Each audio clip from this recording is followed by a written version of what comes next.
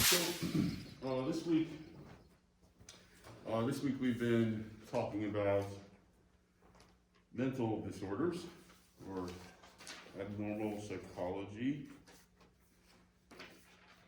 and I gave a lecture just sort of talking about how we, as clinicians and psychologists, define mental disorder. So this first piece of the lecture was really just talking about what mental disorders are, how we begin to think about and outline them. That should probably be up this evening or tomorrow. One of the other things that we did in that class, and what I usually do in this section, is just take questions from students. So I'm of course happy to take any questions that you all have today, but I usually just do that by having students write things down. I didn't want to waste too many classes just having you do this piece, just write this down. So I took questions from my Tuesday class, which is the most numerous of my classes.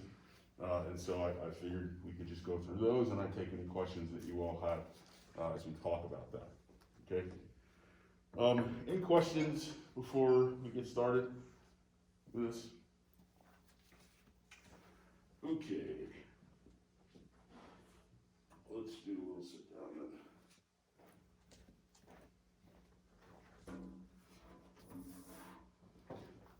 So these, I haven't read through these, so you will excuse me if they are redundant or strange. So this first one says, how can someone overcome being a hypochondriac, and does this mental illness actually make individuals sick?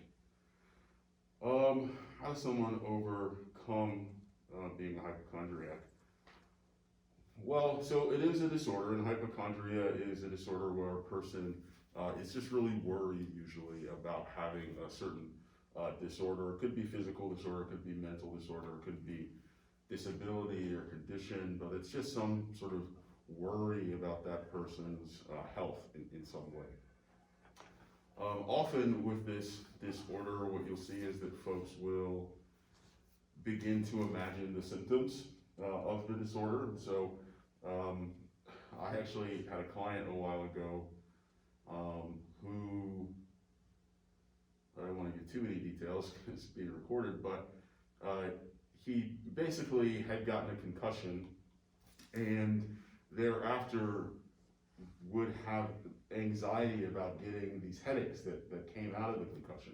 And so what this looked like was, sometimes he would actually get these concussive headaches, these post-concussive headaches, and then at other times he would just get really anxious about, well, what if I get a headache in class, or what if I get a headache and I'm, out with my friends, or it just hurts really bad and I can't, whatever it is. And so he'd get so anxious that he'd start having a headache or start imagining that he was having a headache, right? He started to have a hard time kind of teasing those things apart.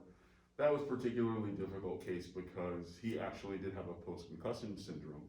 And so, we had to try to delineate, when are you actually having these headaches due to concussion, and when are you worrying yourself into a headache. So it can't really make you sick, except for the mental disorder part, and that would be also in addition to the hypochondria, which is this person may experience broader anxiety about things, like this guy connected to going out, connected to, what's it gonna feel like if I'm in a certain class or whatever. And, otherwise I think maybe just, all this stuff's connected, so maybe just a lower immune system type of thing. And, but it's not literally, I don't think the way they mean it, can it make you sick? Probably not, but you will think you are. Just put your hands up if you have questions about certain things. Say, can susceptibility to a psychogenic disorder be enhanced by an individual having a somatogenic disorder? This is exactly what I just sort of answered. We talked in that class about the difference between a psychogenic and a somatogenic disorder, that being that a psychogenic disorder is one that is created in your mind, right? Psycho, mind, genic, beginning or origin, right? And so we're just talking about most mental disorders that we consider psychological or psychogenic. Your boyfriend breaks up with you and you get depressed. Nothing physically has happened to your body. Nothing has happened to you in terms of your physical state, and yet your reaction, your mental reaction, is where the depression starts, right? As opposed to somebody who's got a post-concussion syndrome, right, and they're having headaches due to those concussions, or another client who had basically ADHD symptoms. He started having really hard time focusing, type of thing, after his concussion, right? Those would be somatogenic. Something actually is happening to your body. Could be disease, could be injury, could be just degeneration, Alzheimer's, those type of things. And so yes, one can be enhanced by the other, as per my other client who was having these somatogenic headaches, but then also having these psychogenic headaches, and they were sort of feeding off of each other. So yeah, those two can definitely interact. How do you differentiate between dissociation and having a short attention span, being a frequent deep thinker, or being forgetful? Is having to focus really hard in order to not leave the conversation psychologically mean anything? I actually talked to this student right after the class. He brought the question up and wanted to know personally, but so dissociation is when your mind sort of leaves where you are presently. The most easy example is daydreaming, right? So you may be doing it right now. So if you're just sitting right there and your head's somewhere else, you're imagining what you're gonna eat after this, or your weekend, or Thanksgiving, or some dream you had, that's daydreaming. That's a dissociation, right? Your head's sort of elsewhere from the present moment. And we all do this, but there are disorders of dissociation where, and these are things you've heard of, so amnesia, if it's psychological, again, if it's psychogenic, not a somatogenic amnesia, that is to say like a repression, you push some memory down that's hard for you to think about. Or multiple personality disorder, which we call dissociative identity disorder, also a dissociative disorder. So there are disorders of that kind of process where your brain sort of goes somewhere else and your body is where it is. But what I think he's maybe talking about, and this is a symptom, the dissociation is a symptom rather than the sort of basis of the disorder, is probably closer to ADHD. It's probably closer to something where his focus is just wandering. His focus is just getting distracted. Somebody's talking to him and he's looking at the wall, or he's thinking about, whatever happened last night. So that dissociation is really just symptomatic probably of an attention disorder, not a true dissociative disorder where, it's hard for you to come back. Right? That's really the process. Is you weren't able to bring yourself back to the moment even enough to remember what happened.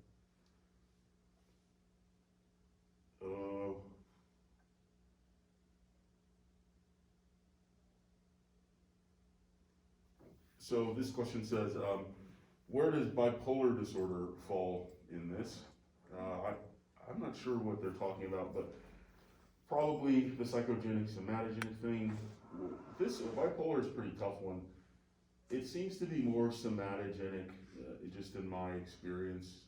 Folks who I've worked with or just even known with a bipolar disorder, it can of course be set off by some event, something that's happening to you, one of those manic phases or one of those depressed phases. But really, from what I can tell, some people are just like this. Not a lot of people, but some people are just like this. It doesn't, in my experience, seem to be something that a person catches, so to speak, based on something that's happened to them in their life. It really seems to just be they're wired this way, and something may set it off, but hey, if we look in your family history, probably other folks with bipolar disorder, et cetera, or something, you know, related to it. The other thing they may be asking is this what we call ego syntonic or ego dystonic? And that was the difference between do you realize that the disorder is happening? So if you're depressed, right, you have a sense of this is not how I normally am. I usually feel happier than this. I usually am more excited about my life, etc. And that's what we would call ego dystonic. It goes against your ego. It's dissonant or dystonic to your ego, to yourself. Whereas ego syntonic means that it's connected to yourself, that it feels like who you are. So these would be things like, I mentioned ADHD or some personality disorder, right? If you're a narcissist, you don't feel like, well, usually I'm not this confident, usually I'm not this much of a bragger, right? No, you usually are, that's who you are. So that fits with your ego, and so we would call that ego syntonic. Bipolar disorder can be both. A lot of folks, when they're having a manic phase, when they're having that kind of up moment, they like that. They feel like, oh my God, I'm finally able to get all my work done. I'm finally realizing my ideas. I'm finally gonna put myself in a position to be a millionaire, right? You start having all of these sort of grand ideas that you wanna carry out, and that might feel like, oh, this is the true me. Whereas the depressed part will probably feel like, oh no, why am I depressed? What's wrong with me? Right here and then right here. Yes, sir. I was gonna ask a question about multiple personality disorder, like disorders like that. Cause me and my friend were actually talking about this the other day and she told me to ask you about it. So like, if two people who have multiple personality disorder are like interacting with each other and one of them like switches to a different personality, will the other one recognize them as that personality or just think they're like a crazy person? Has the other person switched? Yeah, like the other person is like still in whatever personality they were the whole time and then one of them switches. Do they know that? Yeah, do they recognize that the other person is like a different person or do they just think they're like a crazy person or like, why are they doing this? Well, I mean, they could think anything. I think it would probably depend on if they know, like, you know, we're hanging out and I tell you I've got multiple personality disorder and you see me suddenly start acting like a different person. I mean, I think, certainly if you had it too, right, you probably have that sense. But I think maybe your larger question is kind of to what degree do memories kind of stream across those personalities? It's mixed. It's mixed, and for some of those it's really mixed. And for some of those folks, they don't know about each other. It's just like, what happened to me? Where did I go? How did I end up here? And some folks, by the way, you can have those type of dissociative disorders where you don't have another personality, but you just lose time. Mm-hmm. Where have I been, right? But that's what that'll feel like to those who don't have their personalities connected or integrated, as we might say. Other folks have a full sense. They talk to each other somehow. They kind of seem to have a relationship in their head with those different personalities. The key personality knows about the other ones, and then sometimes it's mixed. Sometimes the key personality knows about some of them, doesn't know about others. Some of the others don't know about some, but know about, you know. And so it can be mixed in this way. And often one of the processes of the treatment for those folks is to get them to know each other, at least to start there with the integration of, listen, you've got these other folks going on, we gotta figure out who they are, and you, the core person, need to know who they are. Interesting. Yeah. Yes, sir. I was gonna ask the question that you were just asking, what if someone can dissociate themselves from how they're feeling, but it's such an integrated part of how they are at that time, they can't really work past it, if that makes sense? Say some more. So like someone with depression, right? Like they're able to dissociate that, hey, this is not normally how I feel, but like if like they're a manic depressed or something, where they just are constantly in that state, would they just lost my wording, sorry. I've lost it. I think you're asking about them being able to notice that. Well, if they can notice it, but they know it's not how it is, but they can't really describe why it is that way, because it's just been such a part of who they are. Something's wrong, but I Yeah. can't say what, Yeah. kind of thing. Yeah, so, one of the reasons that we use the term dystonic, ego dystonic and ego syntonic, and you'll see me talk about this in the lecture, is we used to have a different way of discerning that. We called it a neurosis versus a psychosis, and those words still remain, but they've kind of lost their kind of pairing. And a neurosis was a disorder where, as I'm describing, you sort of know it. And our idea was that these were the lighter disorders, right? That if you knew that something was wrong, it was probably mild. But a psychosis was something that had consumed you such that you didn't even know anything was wrong. And I'm saying things like ADHD, but we're thinking things like hallucinations at that time, right? Hearing voices, delusions that you can't tell or fake. And so that was the way that we used to think of them, and we used to categorize, right? Depression's a neurosis, schizophrenia is a psychosis. But that falls apart. Some people are having hallucination and go, I know you guys can't see that, but there's a funny cat right here, right? And they can realize that. So we have these other terms that we can just attach. Some people are depressed, and in my homo psych class, I note that this particularly happens to men, is that they get depressed and it's like, I'm fine, right? And that's sort of a syntonic depression. That's sort of you do have the sense of something being different, but you've gotten used to it, or it's sort of like the frog in the pot, right? The depression is sort of showed up so slowly that you kind of don't realize that anything has happened. So that's one piece of it. Another piece I would say, to try to answer your question, is there used to be something that we called a depressive personality disorder. We've gotten rid of that in favor of something that what do we call it? We call it persistent depressive disorder now, which is somebody who's not like down in the dumps depressed, but just sort of always lives at this kind of low, melancholic, who gives a fuck kind of state of life. And so there are a number of ways that we can think about how depression or things like depression are connected to somebody's sense of who they are and how they're relating to that or aware of it. Does that answer your question? Yeah. Okay. Yes, ma'am. Are those multiple personality disorders?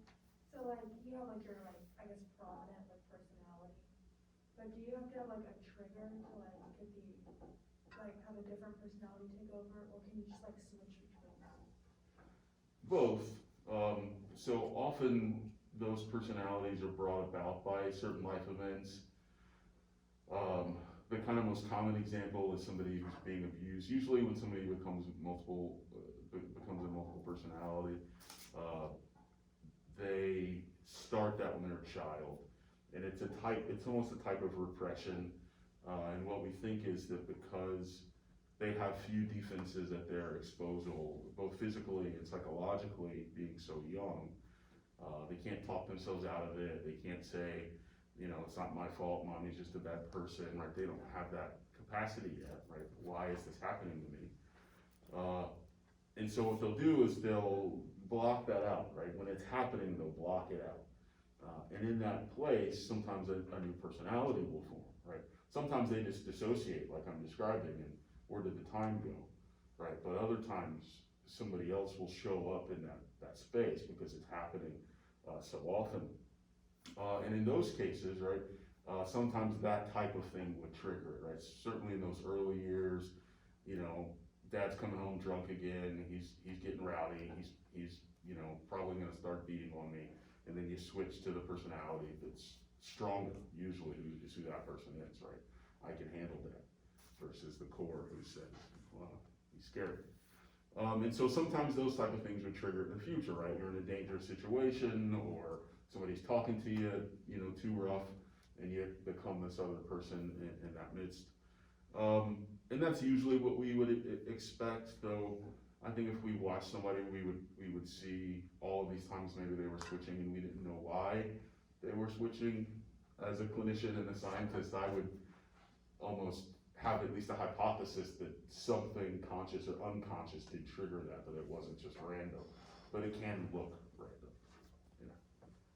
Yes, sir. The multiple personality disorder, is it possible for like two personalities to form, but for them not to split into, in terms of like, you've got two separate people, like they can live in tandem, but maybe one's more prevalent towards, I don't know, some set of actions versus another, where maybe one personality is more passive and the other is more assertive, and so at times they just act more assertive, but in reality it's just a second personality there. Is that possible, or is that kind of like?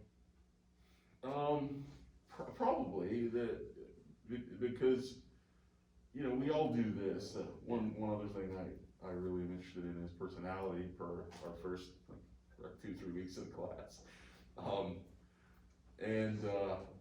You know, one of the things that we sort of know about personality is that you can switch into these different roles, as you're saying. So again, I think of things often in terms of sort of a Myers-Briggs, Jungian mentality. So we'll just take those letters, for instance, and let's say you're an introvert and you get a job being a teacher or being a coach or something where you've got to be extroverted, right? Well, probably if you're doing that over and over again, you're not gonna maintain an introverted personality in that space. You might at first, where you're in public, on stage or whatever, and you're kind of fumbling through it because you're getting back in your head and all this stuff. But eventually, as you get used to it, unless that just becomes your process, you'll probably have a way that you are on stage. You'll probably have a persona, and this is where that word comes from, right, that you use in those moments. And we all do this, right? Just, you know, who you have to be when you're on an interview versus who you are when, you know, you're hanging out with your parents or something. And so we all do this to a degree, and often when you switch into those personas, you switch into one that you do maintain, right? I'm always like this when I teach, but I'm always this other person when I, you know, in my office later. I'm more quiet, whatever it is.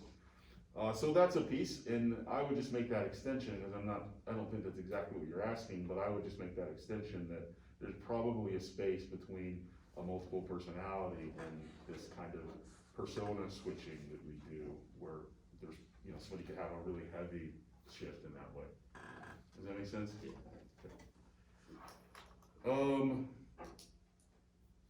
This next question says, why or what disorders can cause hospitalization and why?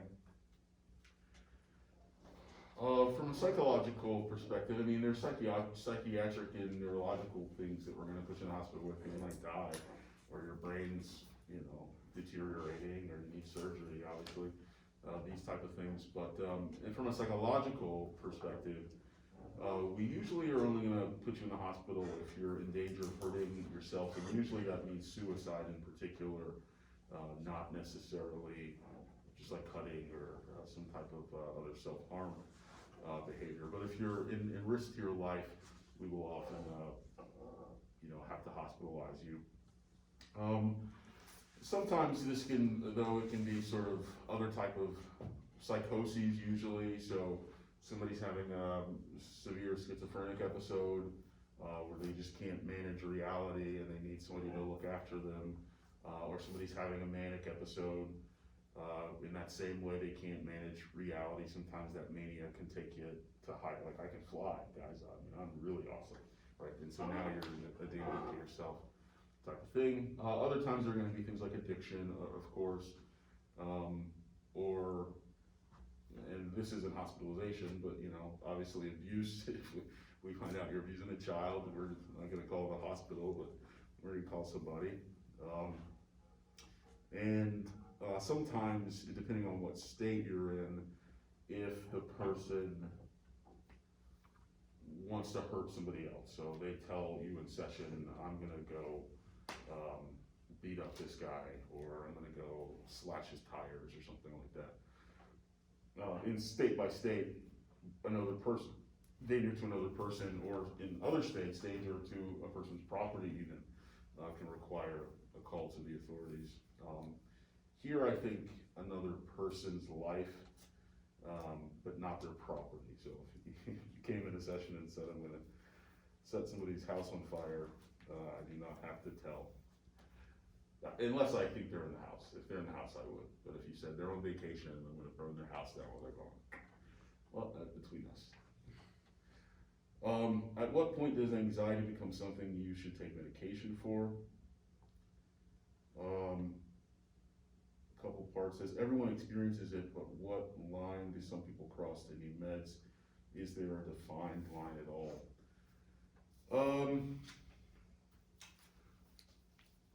Who says this? I don't know, but where I heard it was this philosopher, my favorite philosopher is Alan Watts. It's pretty recent, in the 70s, but he says something like, you know, when do you need a therapist? It's when you think you need a therapist. And so when do you need to take medication for your anxiety? Well, probably when you think you need to take medication for anxiety, with some grains of salt here. That is to say, really what we're looking for is it a problem? Is it causing you a problem? Are you just a little bit nervous walking into class? Are you just a little nervous, you know, here and there? Or is it making you such that you're skipping class? Is it making such that, you know, you can't hang out with your friends? Is it making it such that, you know, you can't talk on the phone for that job interview that you really, really wanted?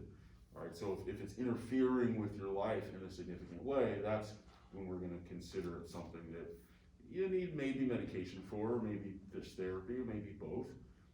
But we're not gonna just say, for instance, that just because you've got anxiety, that you certainly need medication. We would probably start, at least from a psychological perspective, we would probably start with therapy.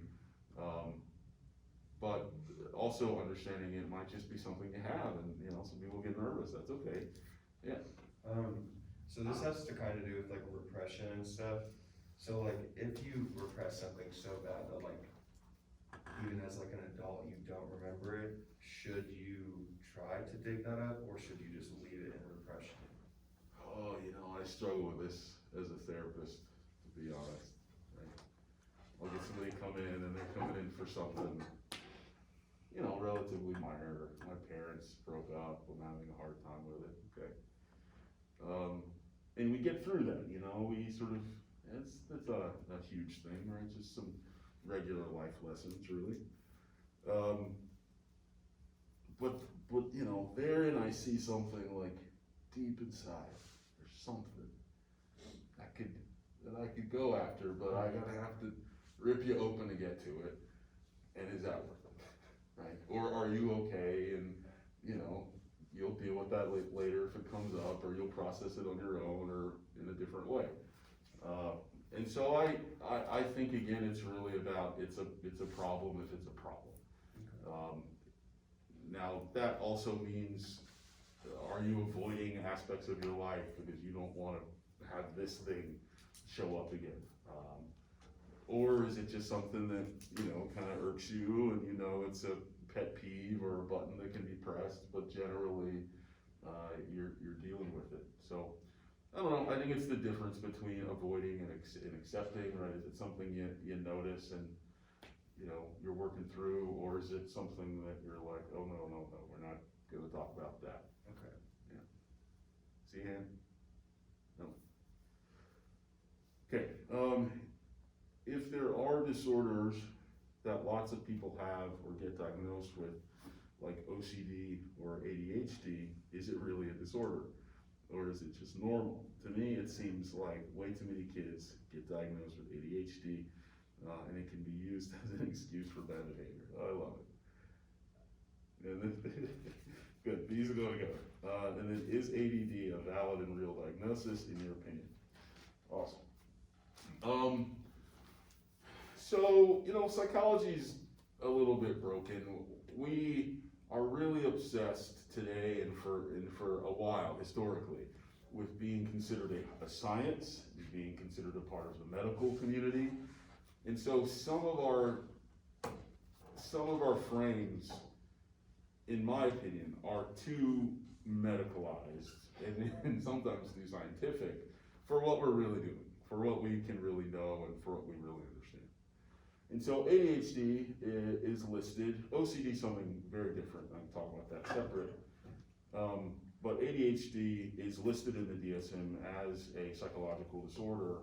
But if you go right out there in that hall, you can see some research. I did with some students a couple years ago, where I talk about it as a personality style. But it really is just a personality type, and maybe an extreme of that type. But it really is just a personality type. It's just a difference among people. And ADHD is one of these disorders, and there are a few of them that we consider disorders where really the conflict, and you'll see this in my last video, really the conflict is between the individual and society. Like, it's not within the person. So the problem with people who have ADHD is today, we live in a society where you're expected to sit down and do work for 6, 8, 10, 12 hours of the day, and often that's the same kind of work that you're gonna be doing over the course of, I don't know, 40 years of your life, right? And if you're an ADHD person, that's not how your brain operates, and the thought of it drives you mad.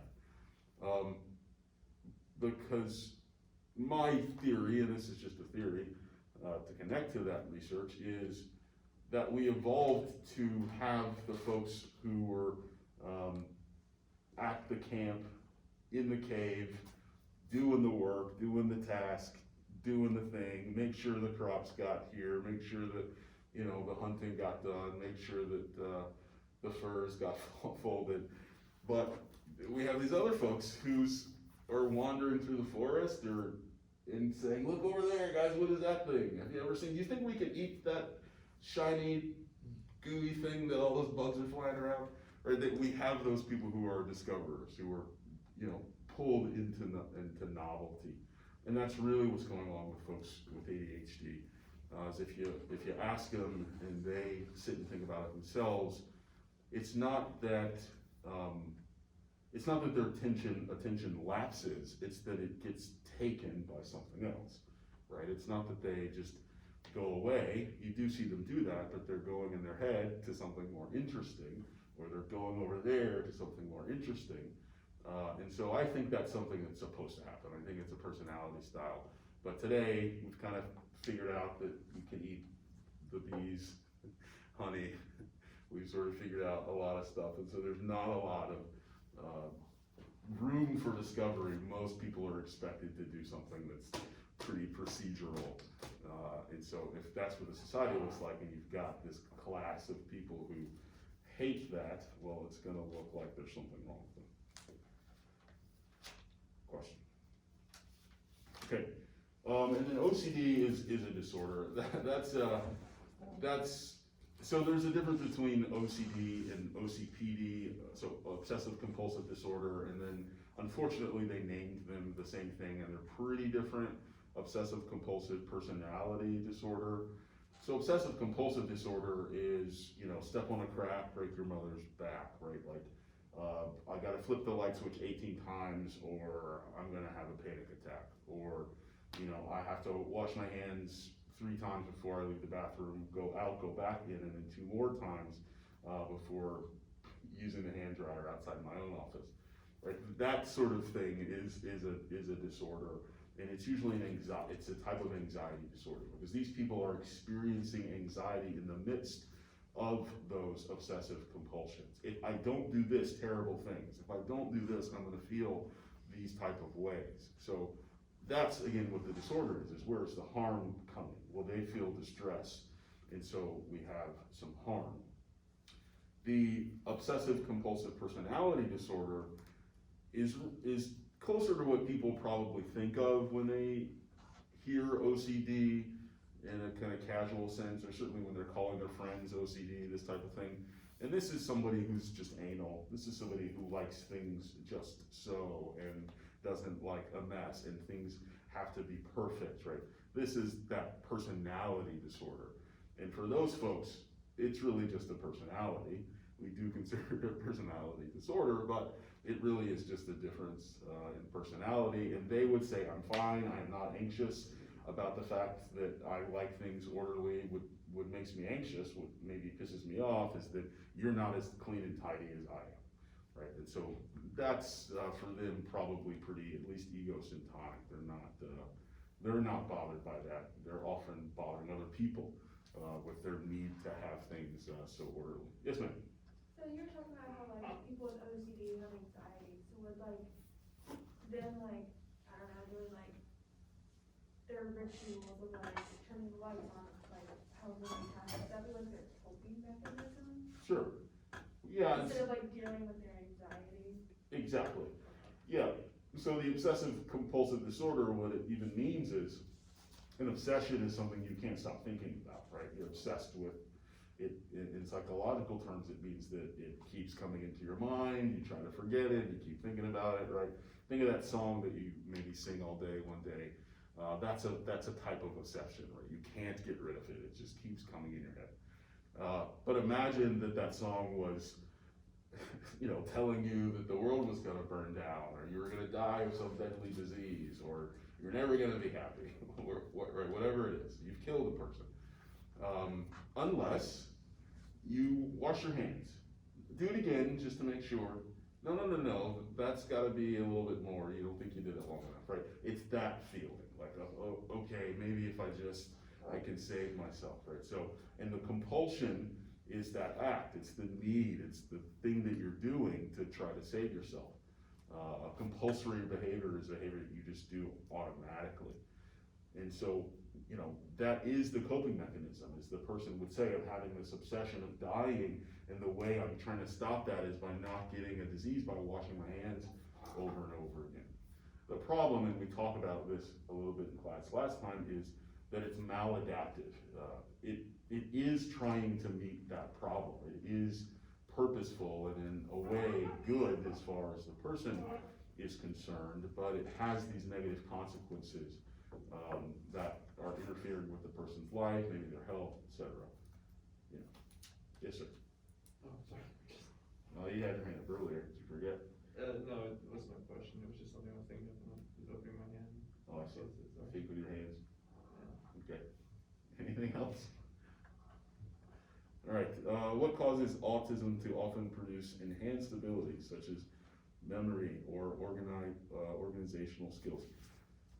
I don't think we know this. I have a theory I can blather at you about, which is to say, if you remember me talking about the difference in the way the autistic brain is organized, right? That sort of heavy processing areas with few connections to other processing areas. And so I just imagine that, if you think about, it's just in my head this way, and so I have no real sense that it's true, but it makes sense to me that, like, if you've got this cluster of cells that are really good at processing, but not necessarily really good at connecting, well, the things in that cluster are going to be similar. That's just how our brain is organized in terms of memory, in terms of processing, in terms of understanding. And so where we might think of a truck and have an association with, I don't know, 16-wheeler, F-150, Toyota, Chevrolet,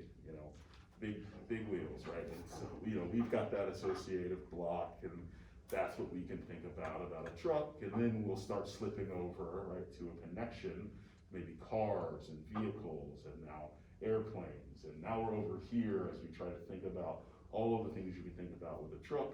It's connected, but it's not super specific to truck. It's maybe more specific to vehicle or traveling.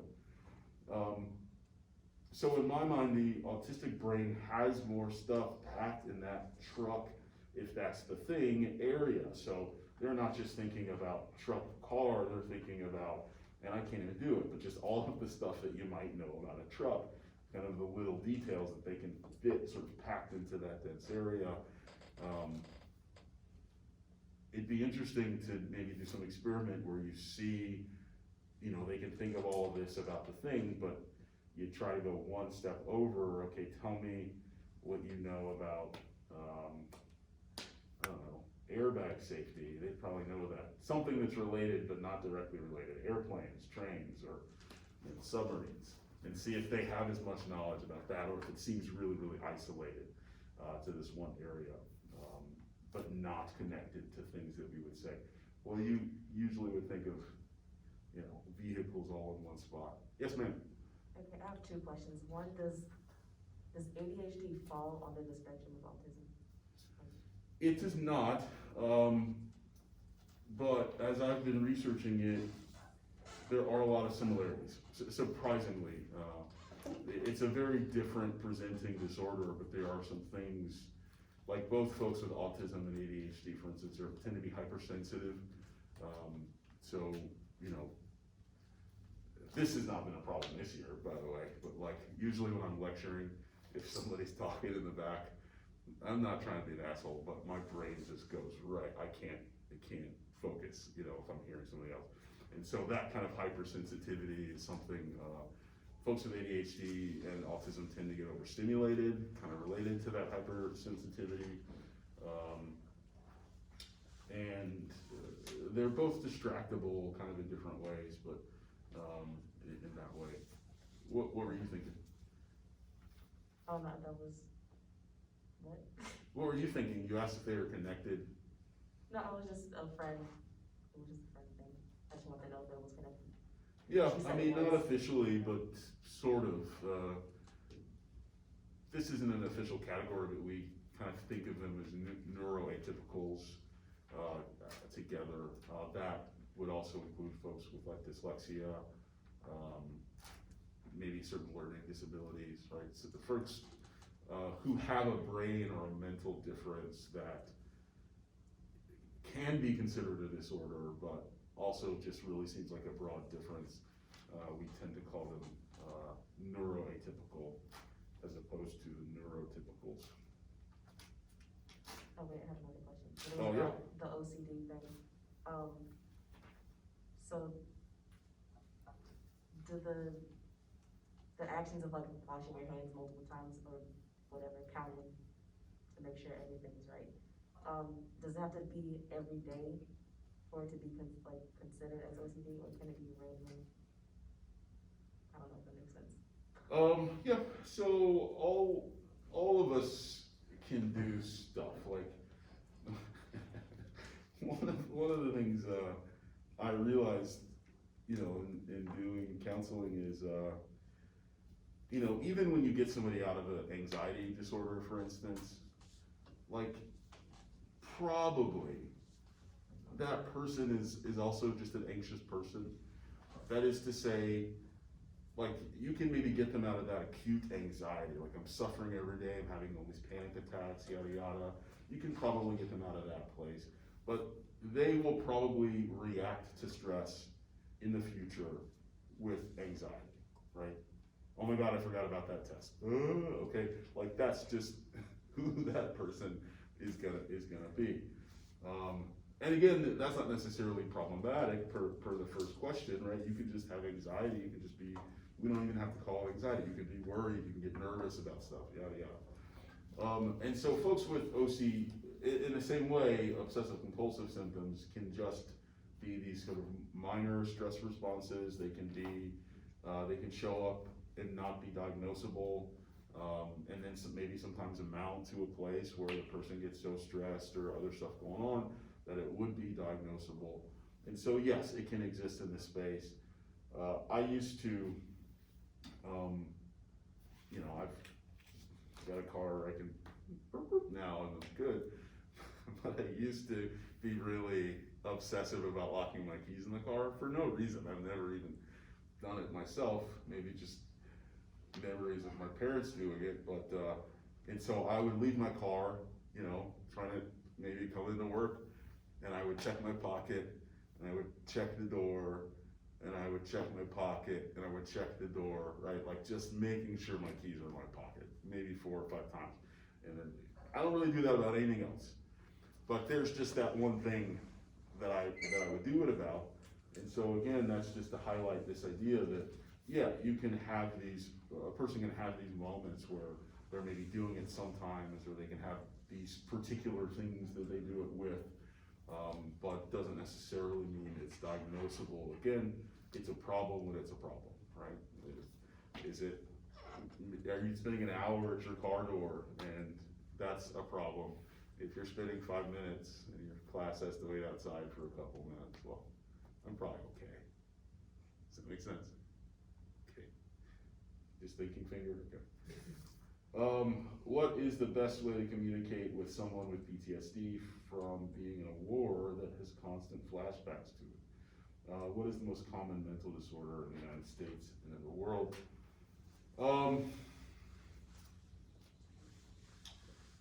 That person probably needs help in the PTSD, you know, if they're having flashbacks and this type of thing. If somebody's noticing that about you, you know, you can have a flashback and, you know, be minor and just not tell anybody. You're like, oh shit, did you guys see that? No, okay. But if people are noticing it about you, then we're probably on a different page. And so that person probably should seek some type of treatment. That's easier said than done, especially often with guys, especially often with folks in military and veterans. And so I don't know, I think it's just a series of conversations. I think maybe showing them some things that where they see other folks in the military getting therapy, where they see other folks maybe changing as a result of this. The guys are afraid of their feelings, like that tends to be true. So one of the things that they're afraid of happening in therapy is that they just fall apart. Like they're gonna collapse and nobody will be able to put them back together and none of it will work. It just won't be effective. You're just gonna make me sad for the rest of my life. And so that's sort of what they come in with, and so maybe just some helpful examples of somebody getting treated, just trying it out if they can, but that's one that's really difficult to kind of just deal with on your own. At the very least, you know, a group of other veterans probably who've gone through that to just kind of talk through some of those symptoms that can be probably embarrassing and shaming. It's shameful to talk about with somebody who doesn't get it, right? Who doesn't get a flashback about, you know, you having to kill someone, or a flashback of somebody dying in front of you that you couldn't save. That's the type of thing that they're probably gonna feel more comfortable talking about with somebody who gets it, or a professional. Group therapy works really, really well for combat veterans and PTSD, and survivors of sexual abuse as well, which tends to be the most common reason. Okay, what was the second one? Oh, most common disorder, probably depression, anxiety, probably anxiety these days. There's a lot of different types of anxiety disorders, or there's only a couple depressive disorders, so if you counted it, probably depression, but if you counted it and included OCD, PTSD, and social anxiety, right, it's probably anxiety. And I'm beginning to think, I don't think that was always the case, I'm beginning to think that people are more anxious these days, or more socially anxious in particular. We've got a lot of eyes on us today, right, via, well, and then just social media, et cetera, et cetera. So I think that makes people a little bit more held back. I was gonna ask, could it be more because, like, we see a lot of times in, I guess you'd call them more progressive parts of nations, like, you know, for us, like California, New York, we see a lot of these social trends that end up taking extremist sides, and they tend to generalize opinions. So, I know pill passing becomes a lot of things, self-diagnosis. Sure. You know, I remember my sister was going to school, and this was like a few years ago, and there was this gay person who was on the extremist side of opinion taking, and she was so determined to date my sister that she started telling my sister, "You are gay," and trying to implement. I'm not even kidding. It was the weirdest thing, and so she started implementing this. The LGBT force. You know, I wish. That'd be hilarious. But she was so determined to tell her that, you know, it's this way, and she wouldn't take no for an answer. And then I started to meet a couple other people that were on that extremist side of thing, and they started doing the same thing where they're like, it's this way, so it has to be this way for everyone else. And you know, you get one or two people who were on that side, or had that specific idea, or condition, and they start pushing that onto other people, and now it's become kind of something else. Is that Are you connecting that to, like depression being now, where it's become this idea where the littlest thing that makes you sad is now depression? And I think you see it a lot, especially in those. I can go on, but, let me say it this way. We're getting really comfortable in society, some folks more than others.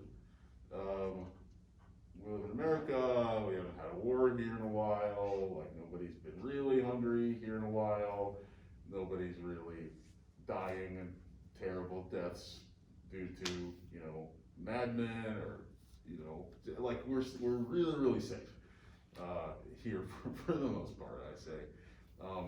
And what happens in this space is that if you've never faced adversity, little adversity feels like big adversity, right? This is,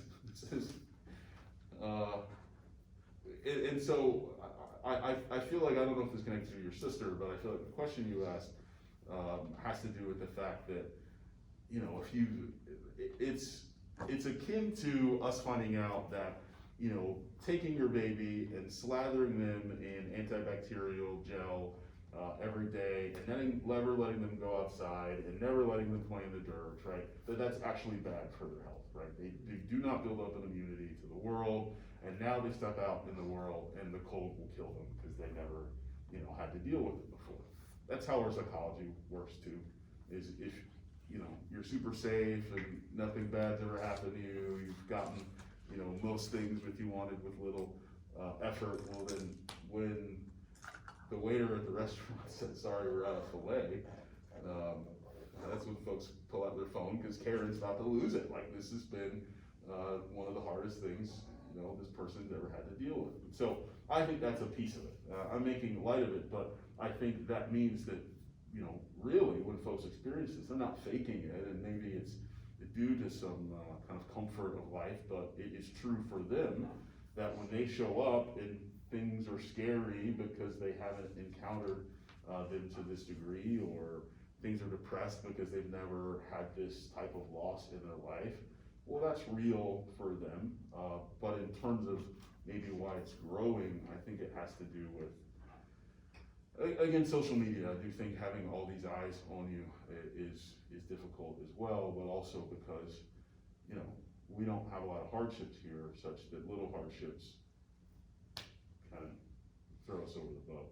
If you look at a world map, and some of this is just kind of data collection, to be fair, but if you look at a world map and you look at the hotspots for depression in the world, it's the United States and France and India, I believe. I don't know what's going on in India, but just to be stereotypical, the United States and France tend to be pretty dramatic about their own emotions and their own feelings, and I think that just has to do with the stuff I'm saying. Does that make sense? Yeah. Other questions? Okay. What are some more maladaptive disorders? All disorders are maladaptive. Again, we were talking about, you know, things that seem helpful but are really hurtful. PTSD is maladaptive, right? I'm gonna be really vigilant, I'm not gonna let anybody hurt me, I'm thinking about that thing that almost killed me all the time now, so they're definitely not gonna sneak home with this. Who was that? Right? That is helpful if that's happening to you still, right? That's helpful if you're in the middle of a war zone. That's helpful if you're in a place where you could get abused again, that you have this vigilance, that you have this almost fear or anger as a result of something that could be triggering to you, right? That's helpful. Anxiety is helpful, it's fear. We should be in some ways afraid of things. Addictions, this person is self-medicating. They're trying to feel differently than they feel. They're trying to change their anxiety or depression or whatever it is, right? For the most part, except for really more biological disorders, like bipolar disorder, schizophrenia, ADHD, you know, those autism, right? Those things that just seem to be who the person is. Most of the disorders that develop really are a way that the person is trying to protect themselves. It really is a way that the person is trying to make themselves feel more safe, and so that's what we mean when we say maladaptive, and many clinicians, this one included, will approach disorders from that perspective. Why do you need to be drinking this much? Why do you need to be anxious about when men show up to your house, right? That's the type of thing that maladaptive means. How many mental disorders would you, or what kind would you say go undiagnosed? Who knows how many? That's a really hard question. What kind go undiagnosed?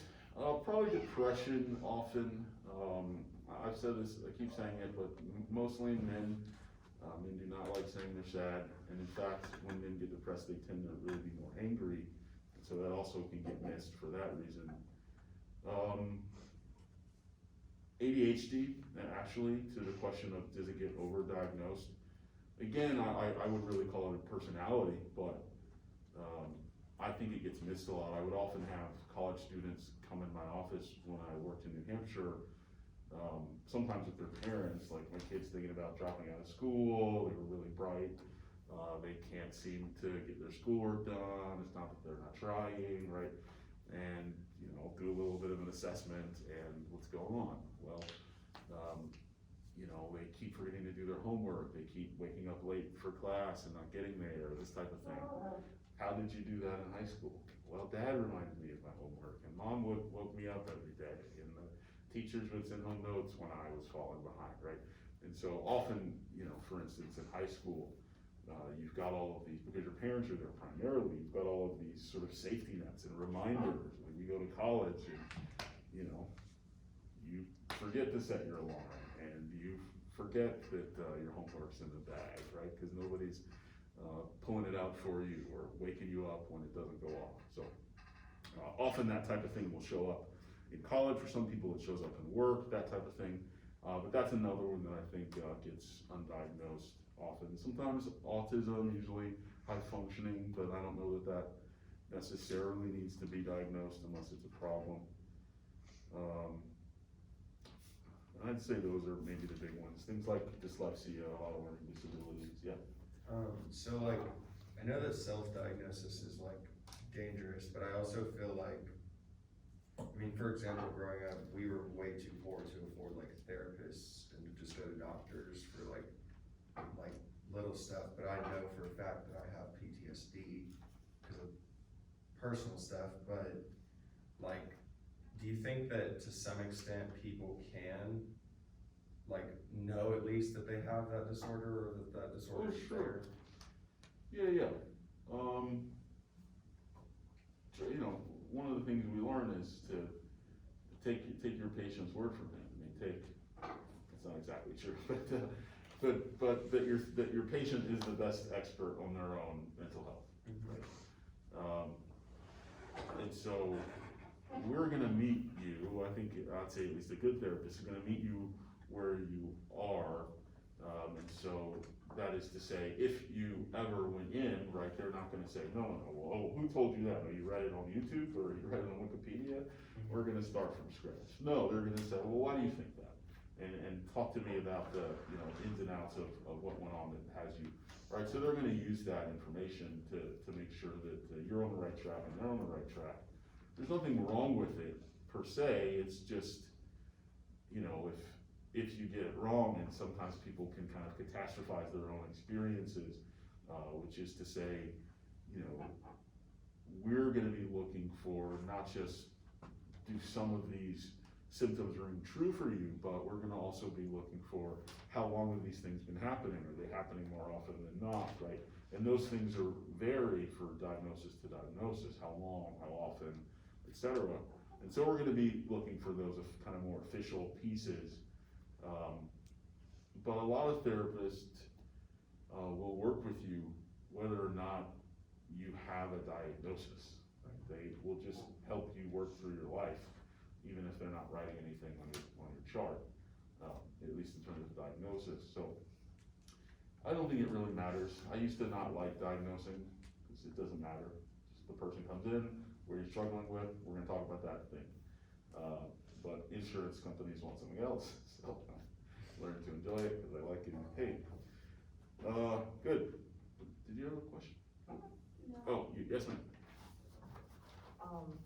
Okay, would you say that ADHD is it's overdiagnosed in men than women because most Yes. people don't know, like realize the symptoms within women? Yes. And are there different symptoms between the two? Or are they the same? Not really, not really, the way you're asking it. There are two types of ADHD.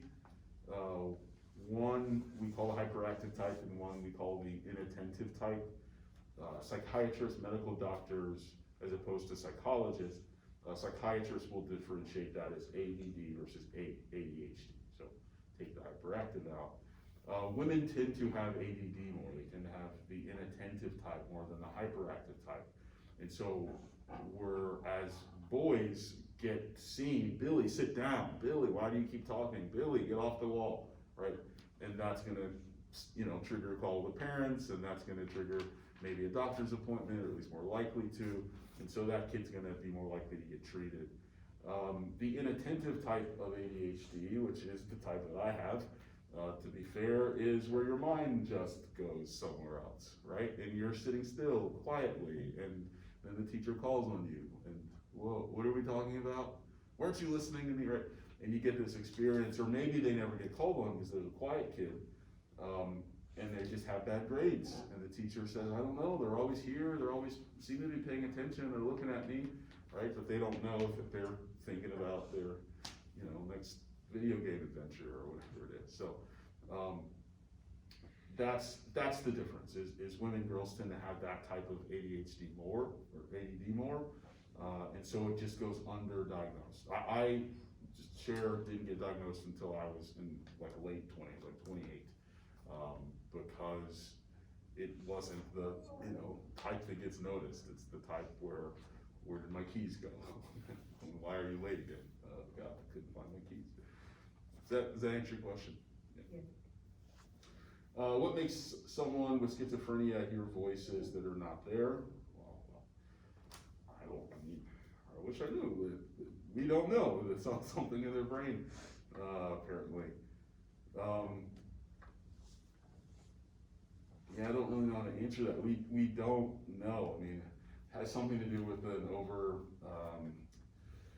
an abundance of dopamine in the brain, and the fact that this is like triggering events that seem to be happening within your perceptive and executive function that aren't actually happening, that you're perceiving. Something like that's as best as I can do. Sounds like a great thought paper. Can using drugs to alter mood cause mental disorders?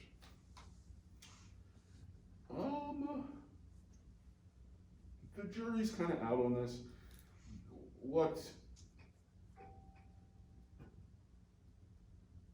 I'm trying to think of other cases, but the jury's out on this. Probably a little bit, but not as much as you hear sort of told in horror stories. So,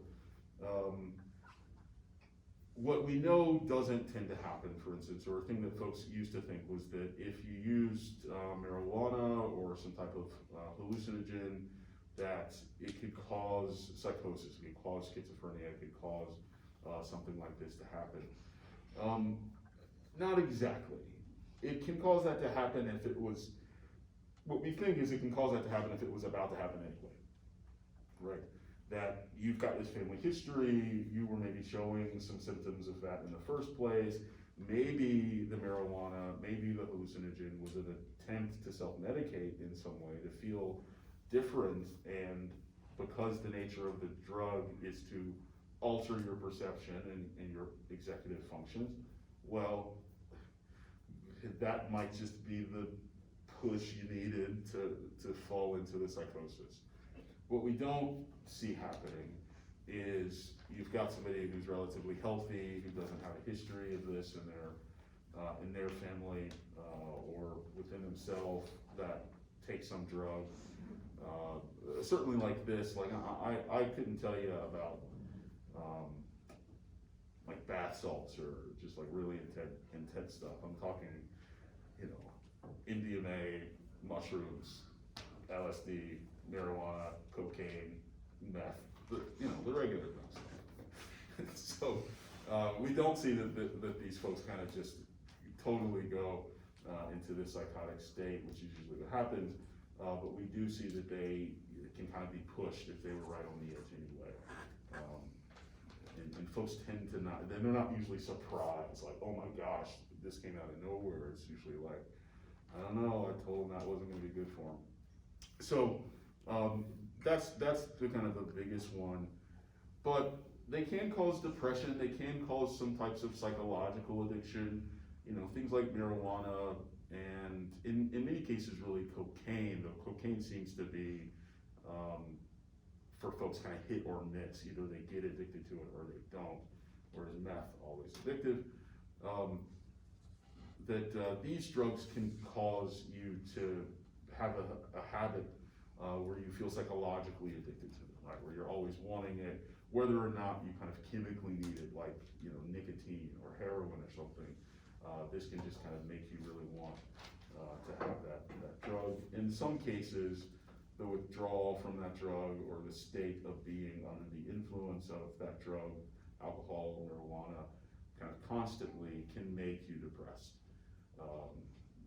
Just usually you're probably been treating that depression anyway, but sometimes just kind of being in that state and seeing yourself not capable can lead to depression, but it's really more of a byproduct.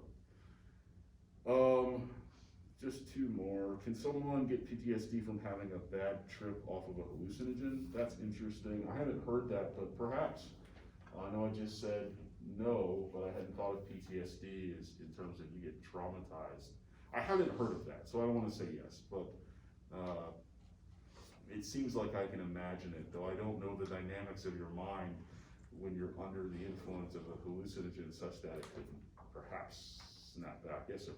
I don't know if they're referring to, because I think there was stated at one point that acid or those type of hallucinogenics can spark schizophrenia in some people. Yeah, that's what I was talking about with the push, right? And again, it's spark. It's not like cause altogether. It's usually the fuse was there. We were going in this direction, and this accelerated that process because, you know, you took this drug that kind of tossed your head in a different direction. But usually we don't see it like just starting and causing it out of whole cloth. And lastly, can you explain how ADHD, can you please explain ADHD and how it forms in one person's mind, even if both parents previously do not have it? Well, I mean, it does seem to be somewhat genetic, to be fair, but you wouldn't necessarily expect